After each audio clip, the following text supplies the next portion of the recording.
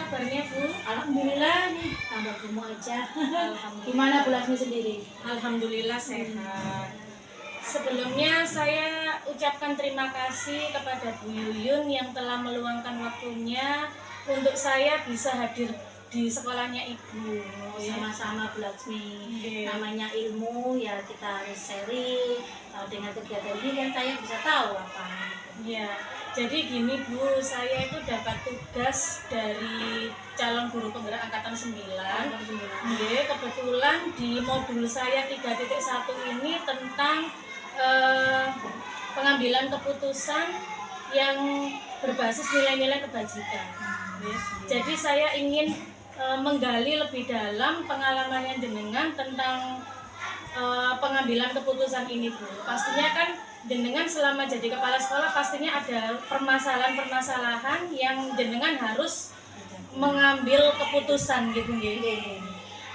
Sebelumnya saya juga memberitahu Bu Laksmi, saya masih belum banyak pengalaman dari samping saya mendapat tugas tambahan ini baru, mudah-mudahan saya bisa membantu sedikit tugas dari Bu Laksmi. Mohon maaf apabila nanti tidak bisa memuaskan. Terima kasih Bu, langsung saja ke pertanyaan. Yang pertama, selama ini bagaimana Anda dapat mengidentifikasi kasus-kasus yang merupakan dilema etika atau bujukan moral? Ini baru terkait istilah dilema etika dan bujukan moral, ini masih baru. Tapi kalau segala contohnya itu banyak lah. Nah, untuk masalah itu menghadapi masalah-masalah seperti itu di sekolah, saya berusaha untuk memahami dulu apa akar masalahnya. Setelah saya memahami akar masalahnya, biar saya tidak salah mengambil keputusan, saya mengidentifikasi.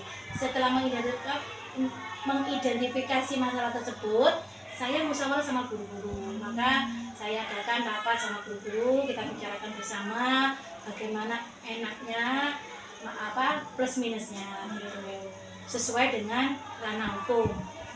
Jadi tidak bisa mengambil keputusan sendiri, mboten saged nih Bu nggih. Ya, dalam arti lihat tentu tuh setelah kita musyawarah baru kita ambil keputusan itu. Baik, terima kasih. Untuk yang kedua, selama ini bagaimana Bu Yuyun menjalankan pengambilan keputusan di sekolah ini? Terutama untuk kasus-kasus di mana ada dua kepentingan yang sama-sama benar atau sama-sama mengandung nilai kebajikan. Sama-sama benar ya. Nggih. Jika itu masalah sama-sama benar, saya akan melihat nilai kebenaran itu untuk pribadi saja atau personal. Jadi benarnya itu untuk pribadinya sendiri atau personalnya atau untuk orang banyak. Nah, gitu ya. Misalkan di sekolah, apakah untuk kepentingan individu guru tersebut atau semua warga sekolah. Kemudian dampaknya apa? Negatifnya apa? Risikonya apa? Gitu ya. Terus dalam jangka panjang, jangka pendek apa gitu. Untuk masa depan sekolah atau untuk sekolah lagi. Seperti itu nggih. Baik. Baiklah Bu Ratna, untuk pertanyaan selanjutnya, langkah-langkah atau prosedur seperti apa yang biasa Bu Ratna lakukan selama ini? Baik, Diani, saya mencoba menjawab bahwasanya sebelum mengambil keputusan itu saya biasanya harus konfirmasi dulu kepada pihak-pihak yang terlibat dalam permasalahan tersebut. Intinya saya tidak harus ambil keputusan itu berdasarkan dari satu sumber, tapi saya harus mencari beberapa sumber sehingga keputusan yang saya ambil nanti itu benar-benar keputusan yang terbaik dan tidak Jadi harus banyak pihak gitu ya, bisa ya dengan saja. ya. Baik, terima kasih. Untuk pertanyaan selanjutnya Bu, hal-hal apa saja yang selama ini jenengan anggap efektif dalam pengambilan keputusan pada kasus-kasus dilema etika? Baik, Diani, terima kasih sebelumnya. Saya mencoba menjawab pertanyaan berkaitan dengan dilema etika berdasarkan pengalaman yang saya alami selama ini. Selama ini dalam pemecahan masalah ataupun pengambilan keputusan berdasarkan dilema etika, sama seperti pertanyaan sebelumnya, saya itu selalu melibatkan beberapa narasumber, beberapa pihak. Intinya saya tidak bisa mengambil keputusan sendiri karena tapi saya harus mencari sumber yang yang paling benar. Intinya saya harus mencari sumber terpercaya ya, harus mencari sumber terpercaya, bukan hanya mendengar dari salah satu sumber. Kenapa? Karena dalam pengambilan keputusan tersebut saya harus mengambil keputusan terbaik yang pastinya tidak merugikan salah satu pihak. Intinya keputusan itu bisa diterima oleh pihak lain dengan hati yang tulus dan ikhlas dan bisa bermanfaat. Mungkin seperti itu. Terima kasih Bu Ratna. Yaitu hal-hal apa saja yang selama ini merupakan tantangan dalam pengambilan keputusan pada kasus-kasus dilema etika. Semua keputusan itu kan ya menyangkut banyak pihak nih. Nah, ada beberapa permasalahan, tetapi sebagai kepala sekolah yang harus mengambil keputusan itu harus kuat. Dan itu pun berdasarkan dari musyawarah dulu.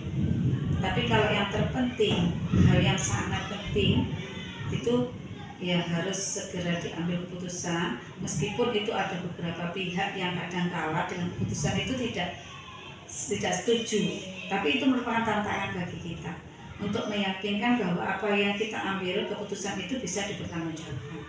Itu saja. Jadi tidak mudah nih Bung Gaya untuk mengambil keputusan seperti itu. Tidak mudah.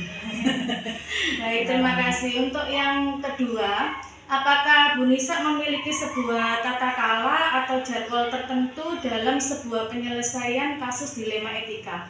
Apakah jenengan langsung menyelesaikan di tempat atau memiliki sebuah jadwal untuk menyelesaikannya? Bentuk atau prosedur seperti apa yang jenengan jalankan? Tidak bisa dikatakan langsung ada jadwalnya, bukan. Setiap permasalahan itu muncul kan tidak sewaktu-waktu juga, gitu. Jadi kalau keputusan itu memang masalah itu penting, mendesak, maka segera diambil keputusan. Tetapi kalau permasalahan itu masih bisa, maksudnya tidak terlalu penting, tapi ini perlu adanya musyawarah dulu. Nah, di sini kan ada beberapa yang guru yang harus saya mintai untuk menyelesaikan juga permasalahan itu. Jadi dari situ nanti kesepakatan itu kita ambil, baru kita jadikan satu keputusan dan itu kita sampaikan. Jadi tidak bisa kita buat jadwal, itu tidak bisa. Jadi semua keputusan harus berdasarkan kesepakatan dari beberapa guru dulu. Nah, itu baru nanti kita ambil keputusan yang terbaik. Karena untuk semua keputusan ini kan bukan untuk saya sendiri, tapi juga menyangkut orang banyak gitu.